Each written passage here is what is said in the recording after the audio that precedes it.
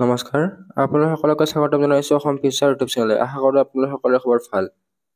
এটা বহুতে ভাল খবৰ আহি গ'ল। Srimanta Sankardev university of health ছায়েন্সৰ বি ফাৰ্ম আৰু ডি ফাৰ্ম কৰ্চৰ এণ্ট্ৰেন্স এক্সামৰ এডমিট কাৰ্ড মুকলি হৈ গ'ল। বহুতে সুধি আছিল যে ইয়াৰে এক্সামটো পষ্টপন হ'ব নে নাই বা ইয়াৰে এডমিট কাৰ্ড এতিয়ালৈকে কিয় দিয়া নাই। এতিয়া অফিচিয়েলি ইয়াৰে এডমিট কাৰ্ডখন আহি গ'ল। আপোনালোকে এডমিট কাৰ্ডখন কেনেকৈ ডাউনলোড কৰিব এই ভিডিঅ'টোত জনাম। ভিডিঅ'টো স্কিপ নকৰাকৈ সম্পূৰ্ণকৈ চাব আৰু আমাৰ হোৱাটছআপ গ্ৰুপত জইন হৈ ল'ব, লিংক ডেছক্ৰিপশ্যনত দিয়া আছে। আমাৰ ৱেবছাইটতো ইয়াৰে লিংকটো দিয়া আছে, তাৰে পৰা ডাইৰেক্টলি আপোনালোকে ৰিডাইৰেক্ট হ'ব পাৰিব। ইয়াৰে লিংকটো ডেছক্ৰিপশ্যন দিয়া আছে। ইয়াৰে এডমিট কাৰ্ডখন মে 31, মে 31ত দিয়া কথা আছিল, যদিও এইটো জুন 1 তাৰিখে দি দিলে। এই পষ্টটোৰ লিংক ডেছক্ৰিপশ্যনত দিয়া আছে। আপোনালোকে ইয়াতে ক্লিক কৰাৰ পিছত এনেকুৱা ধৰণে ইণ্টাৰফেচ আহি যাব। তাৰপিছত তলৰ ফালে স্ক্ৰল ডাউন কৰাৰ পিছত ইয়াতে সকলোবিলাক ডিটেইলছ দিয়াই আছে। তলৰ ফালে স্ক্ৰল ডাউন কৰাৰ পিছত ইয়াতে আপোনালোকৰ ইম্পৰ্টেণ্ট লিংক বুলি আছে। ইম্পৰ্টেণ্ট লিংকত ডাউনলোড এডমিট কাৰ্ড অপশ্যন এটা আছে, ডাউনলোড এডমিট কাৰ্ড। ইয়াতে ডাউনলোড নাও ক্লিক কৰিব লাগিব। ডাউনলোড নাও ক্লিক কৰাৰ পিছত আপোনালোকক SSUHSৰ যিটো ডাইৰেক্টলি এডমিট কাৰ্ড ডাউনলোড কৰা লিংক আছে তালৈকে ৰিডাইৰেক্ট কৰিব।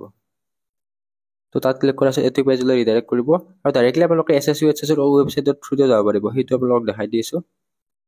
আপোনালোক গুগলত SSUHS বুলি মাৰিলে পাই যাব আৰু আমাৰ ৱেবছাইটতো ডাইৰেক্ট লিংকে দিয়া আছে। ৱেবছাইটত পাই গ'লে আপোনালোকৰ ইজি হ'ব। ইয়াতে আপোনালোকে এণ্ট্ৰেন্স এক্সাম বুলি লিখা আছে। এণ্ট্ৰেন্স এক্সামত ক্লিক কৰিব লাগিব। তাৰপিছত ইয়াতে আপোনালোকে বিচাৰিব লাগিব 5 number option pharmacy entrance examination, ইয়াতে ক্লিক কৰিব লাগিব। তাৰপিছত ইয়াতে আহি যাব লগইন অপশ্যন। লগইনৰ পিছত এনেকুৱা ধৰণে আহি যাব। আমাৰ ৱেবছাইটত ডাইৰেক্টলি লিংক দিয়া আছে, আপোনালোকে ডাইৰেক্টলি যাব পাৰিব। নেক্সট ইয়াতে আপোনালোকে ইউজাৰ নেম, যিটো আপোনালোকৰ এপ্লিকেশ্যন নং আছে সেইটো দিব লাগিব। নেক্সট পাছৱাৰ্ডটো দিব লাগিব।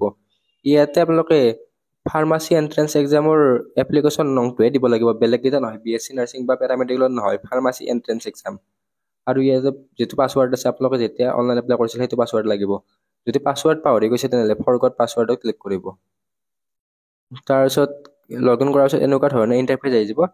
ইয়াতে আপোনালোকৰ নেম, এপ্লিকেশ্যন নেম, তাৰপিছত এপ্লিকেশ্যন নাম্বাৰ, তাৰপিছত name, date of birth, address আহি যাব। ইয়াতে ফটো আহি যাব। নেক্সট তলত পেমেণ্টৰ ছাকচেছফুল বুলি দেখাব। নেক্সট এপ্লিকেশ্যন ফৰ্মখন ইয়াৰ পৰা ডাউনলোড কৰিব পাৰিব আৰু এডমিট কাৰ্ড বুলি ইয়াতে এটা অপশ্যন আছে। এডমিট কাৰ্ড অপশ্যন, ইয়াতে এডমিট কাৰ্ডত ক্লিক কৰিলে আপোনালোকে এডমিট কাৰ্ডখন ডাউনলোড কৰিব পাৰিব। ইয়াতে এনেকৈ এডমিট কাৰ্ডখন আহি গৈছে। ইয়াতে আপোনালোকে চাব পাৰে admit card, entrance examination for admission into pharmacy degree diploma course in both government and private institute of Assam for season 2025। ইয়াতে আপোনালোকৰ ৰোল নম্বৰ, তাৰপিছত এপ্লিকেশ্যন নং, নেক্সট কোৰ্চ ফাৰ্মাচী। ইয়াতে আপোনালোকৰ এনেকুৱা নাই যে ডিপ্ল'মাৰ কাৰণে বেলেগ, ডিগ্ৰীৰ কাৰণে, সকলোৰে কাৰণে এখনে এডমিট কাৰ্ড, এটাই এণ্ট্ৰেন্স এক্সাম।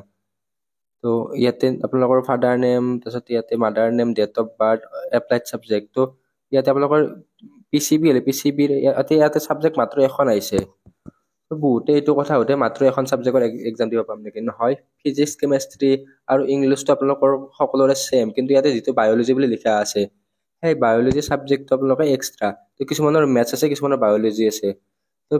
ফিজিক্স, কেমেষ্ট্ৰি আৰু ইংলিছটো সকলোৰে কাৰণে থাকিবই। ইয়াতে বাকী যিখন ছাবজেক্ট আপোনালোকে চিলেক্ট কৰিছিলে সেইখন আহি গৈছে। ইয়াতে এক্সামৰ ডিটেইলছ দিয়া আছে। The OMR sheet contains provision for answering 100 MCQ, 100টা MCQ থাকিব, ইংলিছ থাকিব, ফিজিক্স থাকিব, কেমেষ্ট্ৰি থাকিব। আৰু 4 নম্বৰটো ইয়াতে যিটো ছাবজেক্ট এপ্লাইড বুলি দেখিছে, বায়'লজি বা মেথছ, তাৰে সেইটো আপোনালোকৰ থাকিব। বাকী কিছুমান ইনষ্ট্ৰাকশ্যন দিয়া আছে, ইনষ্ট্ৰাকশ্যনখিনি চাই লওঁ। আপোনালোকৰ মাজলৈ এটা বহুতে ভাল খবৰ লৈ আহিছোঁ আৰু আমাৰ অসম ফিচাৰৰ যিবিলাক ই বুক আছিল সেই ই বুকবিলাকত 25% অফ দি দিয়া হৈছে। যিবিলাক ই বুক 149 ৰুপিজ আছিল সেইবিলাক এতিয়া জাষ্ট 112 ৰুপিজ, 112 টকাতে পাই যাব। আপোনালোকে ৱেবছাইটৰ লিংক ডেছক্ৰিপশ্যনত দিয়া থাকিব। তাতে আপোনালোকে RCB 2025, এইটো অফাৰ জুনৰ 8 তাৰিখলৈকে ৰেট থাকিব। RCB 2025 কুপন কোডটো ইউজ কৰিব। ইয়াতে কুপন কোডটো লিখা আছে RCB 2025। ইয়াতে কি কি পাব আপোনালোকে চাব পাৰিব। ইয়াতে গেট নাও অপশ্যনত ক্লিক কৰিব লাগিব। গেট নাও অপশ্যনত ক্লিক কৰাৰ পিছত এটা নতুন পেজলৈ ৰিডাইৰেক্ট কৰিব। তাৰপিছত এনেকৈ ই বুকখন আহি যাব। ই বুকখনত আপোনালোকৰ মিডিয়ামটো চিলেক্ট কৰা আছে, মানে ইয়াতে মিডিয়ামটো লিখা আছে। বহুতে মিডিয়ামটো ভুল কৰি লয়। আছামিছ মিডিয়াম, ইংলিছ মিডিয়াম লৈ আপোনালোকৰ মিডিয়ামটো ভালকৈ চাই ল'ব। ডেছক্ৰিপশ্যন দিয়া আছে, ডেছক্ৰিপশ্যনত চাই ল'ব, মানে ই বুকখনৰ ডেছক্ৰিপশ্যনত। ইয়াতে এড টু কাৰ্ট অপশ্যনত ক্লিক কৰিব লাগিব। এড টু কাৰ্ট অপশ্যনত ক্লিক কৰাৰ পিছত ইয়াতে আপোনালোকৰ ডিটেইলছখিনি আহি যাব। ইয়াতে আপোনালোকে কোনখন ই বুক আছে ইয়াতে চাই ল'ব। চাই লোৱাৰ পিছত আপোনালোকে ইয়াতে এড কুপন কোড বুলি এটা অপশ্যন আছে। ইয়াতে এড কুপন কোড বোলা বস্তুটো পাইছে। ইয়াতে তলৰ ফালে এনেকৈ দি দিলে হৈ যাব। তো ইয়াতে RCB 2025 বুলি দিলে আপোনালোকে ডাইৰেক্টলি অফাৰ পাই যাব। তো ইয়াতে চাব পাৰে ডাইৰেক্ট ইনষ্টেণ্ট 37 rupees অফ হৈ গ'ল। তো ইয়াতে টেক্স মিলাই 117 টকা হ'ব। আৰু হোৱাটছএপৰ জৰিয়তে ল'ব খুজিলে তো আপোনালোকে অনলি ই বুকটো 112 টকা আৰু ই বুক প্লাছ মক টেষ্ট চিৰিজ 159। তো মক টেষ্ট চিৰিজটো অফাৰ নহয়, এইটো কেৱল ই বুকত অফাৰ দিয়া আছে। নেক্সট প্ৰচিড টু চেক আউটত ক্লিক কৰি কিনে আপোনালোকে পে'মেণ্ট কৰি লৈ ল'ব। তো পে'মেণ্ট কৰাৰ পিছত আপোনালোকক ডাইৰেক্ট ইমেইলত PDF টো চেণ্ড কৰা যাব, অট'মেটিকেলি PDF টো চেণ্ড হৈ যাব। তো নেক্সট ইনষ্ট্ৰাকশ্যন দিয়া আছে।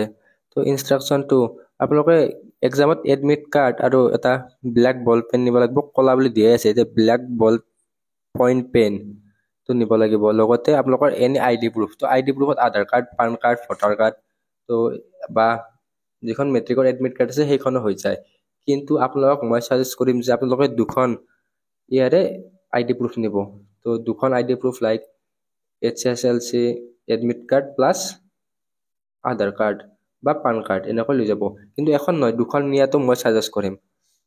আৰু নেক্সট ইয়াতে আৰু অৰিজিনেলটো লাগিব, ইয়াতে জেৰক্স নহয়, অৰিজিনেলটো আপোনালোকে নিব লাগিব। নেক্সট এডমিট কাৰ্ডখনো আপোনালোকে ডাবল লৈ যাব। এইখন এডমিট কাৰ্ডে ডাবল জেৰক্স কৰি বা কালাৰ প্ৰিণ্ট আউট কৰি লৈ যাব।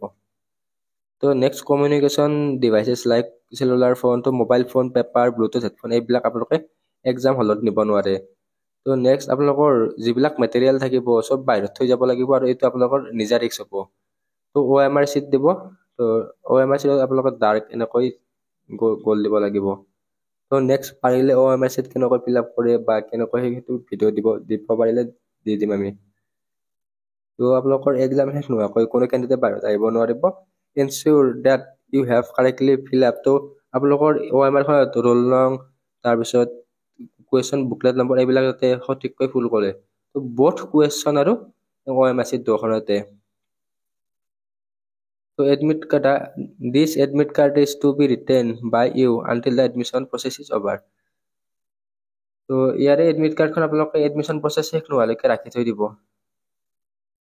তো এক্সামৰ টাইমৰ 30 মিনিট আগতে আপোনালোকে এক্সাম হলত পোৱাকৈ যাব। এক্সাম 11টা বজাৰ পৰা আছে, আপোনালোকে 10টা বজাতে পোৱাকৈ যাব। তো ইয়াতে যদি আপোনালোকে কাৰোবাক হেল্প কৰিব ট্ৰাই কৰে তেনেহ'লে আপোনালোকক ডিছকুৱালিফাইড কৰি দিয়া হ'ব। তো আপোনালোকে নিজৰ এক্সামটো নিজে দিব। তো এডপশ্যন বা অফ আনফেয়াৰ মিনছ মানে কিবা অলাগতিয়াল কাম কৰিলে আপোনালোক তেতিয়া ক্ষেত্ৰতো মানে নকল চকল কৰিলে আৰু ডিছকুৱালিফাইড কৰি দিয়াৰ চান্সেছ থাকিব। তো আপোনালোকৰ এক্সামত যেতিয়া আপোনালোকে এইটো ৰাউণ্ড চাৰ্কল দি থাকিব তেতিয়া কিবা ভুল হৈ যাব পাৰে। হয়তো আপোনালোকে কেতিয়াবা কিছুমান এনচাৰ জানোতে সেইটো এনচাৰ য'ত বেলেগ এটা এনচাৰ দিয়া গ'ল, তেতিয়া আপোনালোকে ইৰেজাৰ ইউজ কৰিব নোৱাৰে। কিবা ভুল আপোনালোকে চিন দিলে সেইটো কুৱেশ্যন গ'ল আৰু আপোনালোকৰ। তো যদি আপোনালোকে এটা এনচাৰত তো 4টা এনচাৰ থাকে না, যদি এইটো A B C D তো দুবাৰ এনচাৰ এনেকৈ দিয়ে, তো দুটাত এনচাৰ দিলে তো আপোনালোকে সেইটো কুৱেশ্যন কেনচেল হৈ যাব। সেইকাৰণে আপোনালোকে চাই চিন্তি এক্সামটো দিব OMR এখন। আৰু ইয়াতে এটা পইণ্ট দিয়া আছে 21 point after completion of the examination. তো এক্সামটো কমপ্লিট হোৱাৰ পিছত candidate must submit both question booklet and OMR। তো আপোনালোকে এক্সাম শেষ হোৱাৰ পিছত কুৱেশ্যন পেপাৰখন আপোনালোকক লৈ আহিব নিদিয়ে। তো আপোনালোকে কুৱেশ্যন পেপাৰ আৰু এনচাৰ চিট OMRখন দুখনে SSUHSৰ যি চেণ্টাৰ ইনচাৰ্জ আছে বা যোনে এক্সাম কণ্ডাক্ট কৰিব তাক আপোনালোকে ছাবমিট কৰি দিব লাগিব। তো সেইকাৰণে SSUHSৰ প্ৰিভিয়াছ ইয়াৰ কুৱেশ্যন পেপাৰ পোৱা নাযায়। তো তেওঁলোকে পেপাৰ আনিব নিদিয়ে।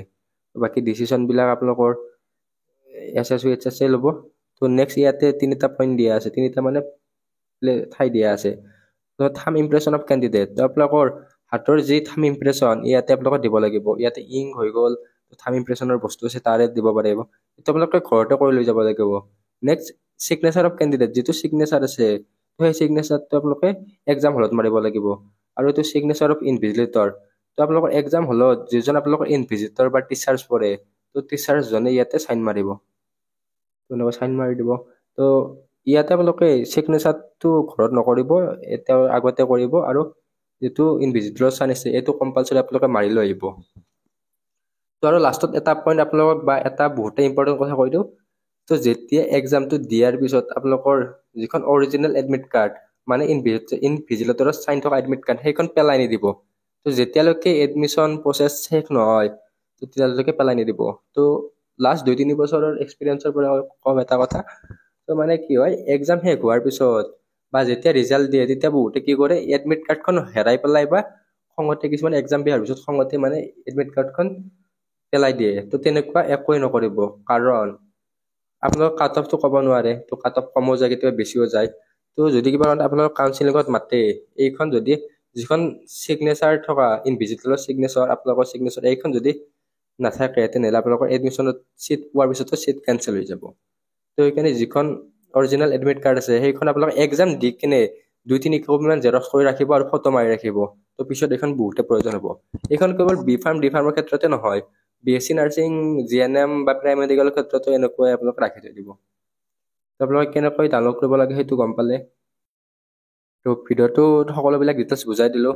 তো যদি আপোনালোকে আমাৰ ইবুক আৰু মক টেষ্ট চিৰিজ ল'ব খোজে, ডাইৰেক্ট হোৱাটছএপৰ জৰিয়তে নহ'লে লিংকৰ থ্ৰু দি ল'ব পাৰিব। RCP2025 আপোনালোকে কুপন কোডটো ইউজ কৰিব পাৰিব। এই কুপন কোডটো 8 জুন তাৰিখলৈকে ভেলিড থাকিব। তো এই ভিডিঅ'টোত এইখিনি আছিল, আশা কৰি ভিডিঅ'টো ভাল পালে।